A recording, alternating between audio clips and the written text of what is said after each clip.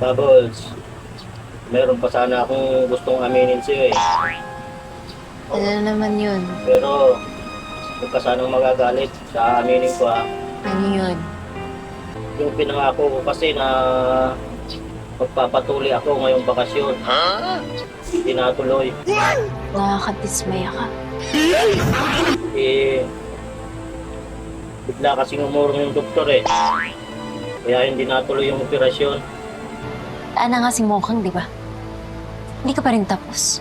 Nangako ka, tanggol. Kasi nung tuturo pa na sana ng doktor ng pampamanhid, biglang tumigas.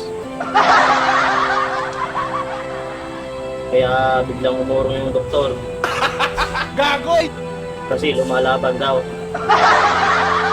Magiging delikado daw sa buhay niya kung itutuloy namin yung operasyon. Tanggol, alam kong importante sa'yo si Mokhang. Dahil kahit wala na siya, ganyan ka pa rin eh. Pasensya na. Pero hayaan mo.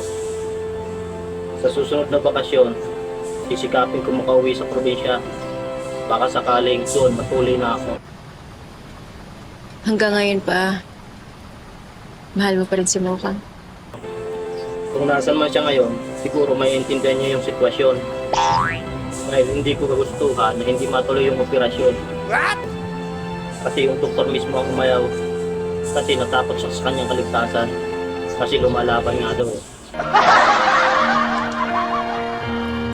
Alam mo, hindi porkit magpapatuloy ako, ay dahil na ito kay Mokhang.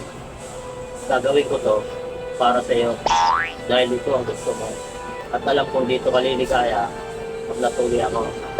Kaya sana huwag mong iisipin na kaya ko to gagawin dahil sa kanya. Kita mo, nananumbat ka eh. Ayan ka na naman eh. Para sa akin na naman. Oh, paano na ako sa'yo? Hindi naman sa nanunumbat. Kasi alam kong doon ka magiging satisfied, di ba? Sige ah. No, no, no, no.